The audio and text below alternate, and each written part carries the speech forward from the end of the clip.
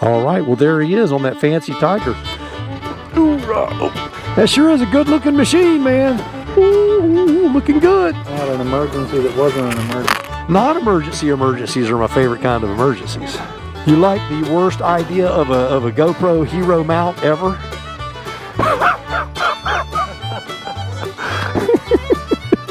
It worked. That's right. Well, hello friends, Coach Bob with you today, and today things look a little different. That's because they are quite different. I've got I would say, you know, in the history of bad ideas for a camera mount,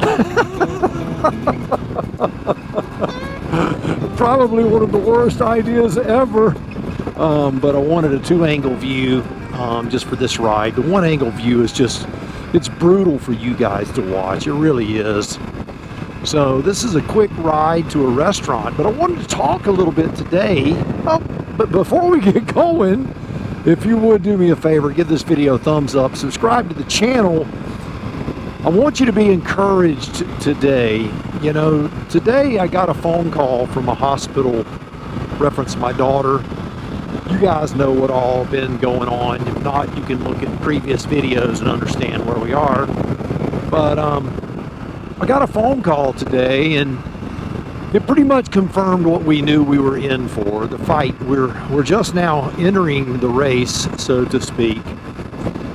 And although I knew what was happening, I knew that when we got back the pathology results, that, you know, that they were going to be what they were. I mean, we knew that the cancer had metastasized to her lungs. We knew that.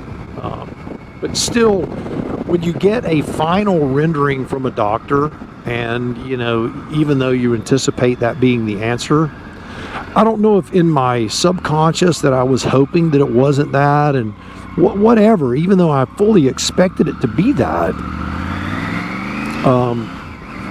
You like that full stop without putting my feet down? Ho, ho, ho. When I got the news, it rattled me a little bit, and, you know, I had a friend of mine call me, and he's a really nice guy. It's the guy with the other Triumph Tiger. So I'm on board Edmund today. If you didn't know, this is Edmund, my 2022 Triumph Tiger Rally, the 900 Rally Pro. Anyway, so I'm on board Edmund here, and we're heading up to a nice restaurant. This friend of mine goes, "Hey man, you know, you've had a hard few days, brother, and I want to make it better. And so let's go for a ride, and let me buy you lunch at a nice place." So we're going up to a place called Ted's Montana Grill. Really, really nice place. Now this friend of mine, I want you to know, he's, you know, you've seen him on the channel, but I want you to know a little bit about his character and what he means to me. You know, years ago, as in many, many years ago, before my first wife died, Ken and I were buddies, and we were riding mountain bikes together and doing things together. And he was always an encouragement to me. You know, he's always prayed for me and loved on me, and, you know, done special things for me, you know. And what it's done for me, though, can't be quantified in just, you know, a restaurant stay, or a restaurant visit, or a meal, or a hug, or a prayer, or whatever. You can't quantify this. So if you're one of those guys, if you're one of those people where you question, you know, sometimes you wonder if you being a good friend matters or not, I want to tell you it does matter. So although this is a motorcycle channel and it's a motorcycle vlog, the topic today is about being a good friend. It's about mattering. It's about things that matter in the real world, not just the world of YouTube land or whatever it may be. It's about real life. The one thing that I said a long time ago when this channel started, no matter what I went through, I wanted to catalog this, and I'm not going to catalog, you know, finite details about my daughter. I don't want to do that. I don't think that would be fair to her. I don't want to use it as clickbait or nonsense. I don't want to do that. But what I want to do is I want to encourage you that when you're going through hard times, is that if you have a friend, you need to foster those friendships out of season and in season, so that, you know, when they have a problem or you have a problem, that support structure is in place for you. You know, a lot of people tell you, I don't care what anybody thinks. I don't need anybody. Well, I'm going to tell you, I care what people think, and I need my friends. I need them. I don't just want them. I do want them, but I need them. I need Ken. He is a friend.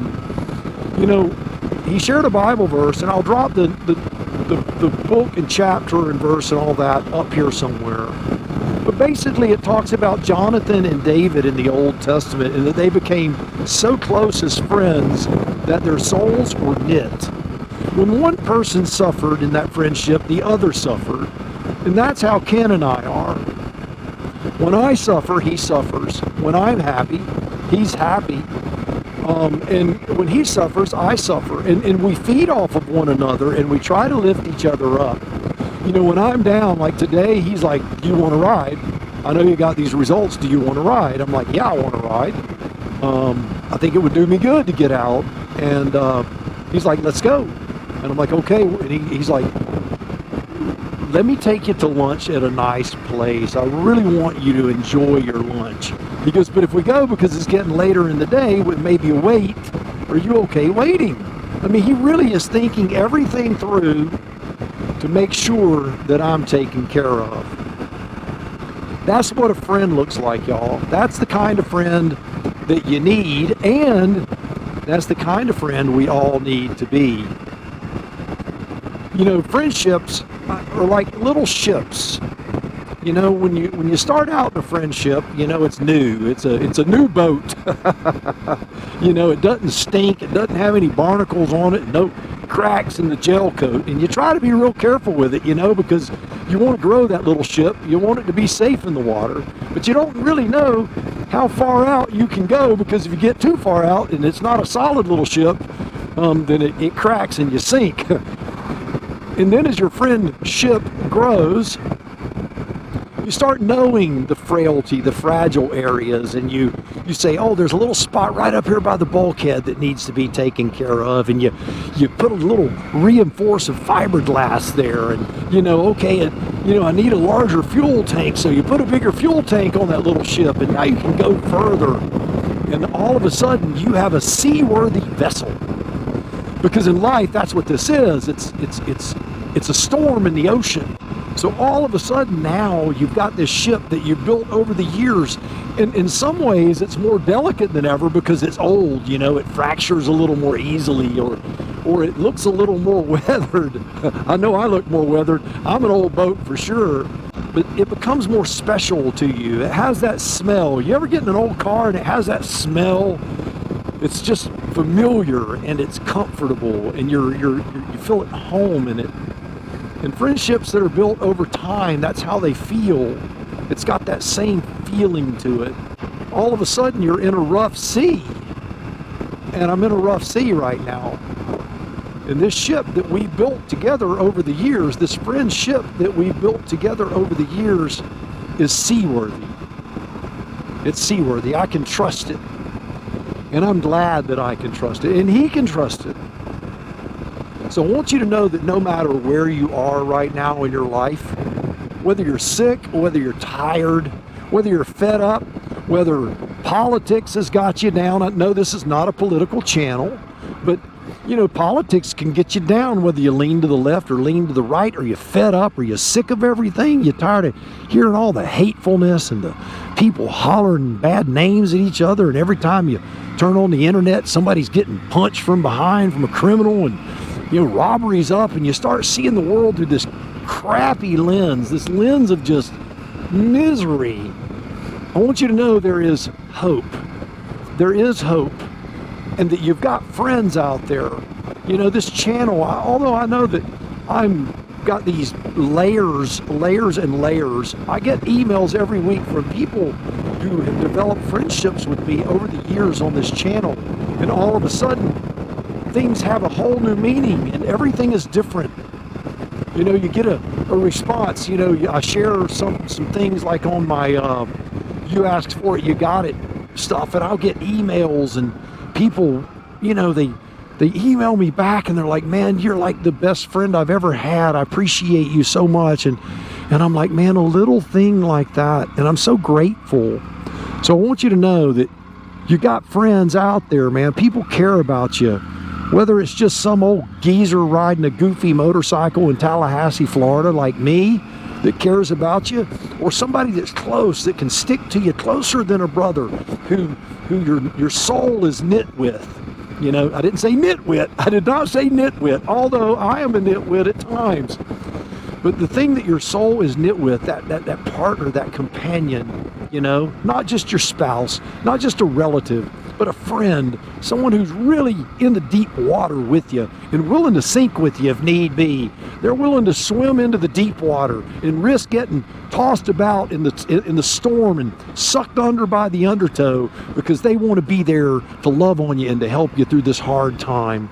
So I want you to just focus this week. If you're having a hard time, and if you're looking at life through that crappy lens, yeah, that's a deep introspective term, right? Crappy lens. Know that there are people out there who love you, and know that even when things are bad, there's always hope. You know, we're looking at a long, tough road, and we know that, and we are behind the 8 ball already, and we know that too. And things are going to be changing for the old Coach Bob and Coach Vic. But I want you to know, although they'll be changing, it doesn't mean that we're not going to keep living our lives and working and moving forward in our life, because we know that's what we're called to do, and we will keep doing those things, because guess what? We can do more than one thing at a time. You know, one of the things that I learned years ago is if you get down and you walk into that dark room and you sit in the dark for 2 hours, you know what you did? You wasted 2 hours. That's what you really did. You call it what you want. There's a time you got to feel down. I get that. I do it. I'll lock myself away every now and then. But don't make it a habit, because if you do, 2 hours turns into 2 days, 2 weeks, 2 months, 2 years, and all of a sudden, I love it. I love it. All right. Oh, I see. Are you supposed to smoke a cigarette when you're carrying an oxygen tank? I don't think you are. Oh, well, takes all kinds, right? Anyway, don't throw your life away is all I'm saying. Don't throw it away. Don't throw it away. It's not worth it, y'all. Be as positive, be as happy as you can. You know, we're only guaranteed a certain number of days on this planet from our Creator, and whether you believe or not, it doesn't change the fact that one day we're all not going to be here. The death rate is 1 for 1, and we're all going to make it. You need to enjoy every moment that you have. Well, I know you got something out of that. In a world that's as dark as this world is, and as many things as the emails that I get of people that are suffering, and these are happy people, these are people on motorcycles and people who are living their life, you would never know that anything was going on in their life. You would just think their life was perfect. It was a bowl of cherries. Everything's coming up roses, right? You never know what people are going through. You do not know. And you got that person sitting across the table from you, and you make all of these assumptions, and all of a sudden, brr, they let it all out. There it is, man. There it is. You know, my clock on the Tiger says 2:31, but it's 1:31. I have not reset my clock since the time change. You can see I'm Johnny on the spot, right up on top of things. All right, there's Red Hills Motorsports. We'll go in there here soon. Nice folks over there. Maybe me and Ken will walk in there afterwards. Anywho, here we are. Ted's right here. There's the sign, Ted's Montana Grill. We're going to ride around and look for a black Triumph Tiger. Actually, you know what? I'm not going to look for it. I'm just going to park right here. And he'll be here very, very soon. Now, one of the things that I do, just in case you motorcycle folks don't do this, when you turn your motorcycle off, you're sitting on a hill, leave it in gear. That way it can't roll backwards down the hill. Boom. So now, look, it won't roll. And then you put the kickstand down. Look at that right there. A little nugget of knowledge for you. All right, well, there he is on that fancy Tiger. So, all right, it's time for us to go eat. So you do me a favor until next time. You go out, buy the motorcycle of your dreams, eat right, take care of yourself, and remember, if you're not having fun, you are doing it wrong. And I'll see you on the road real soon. Hoorah.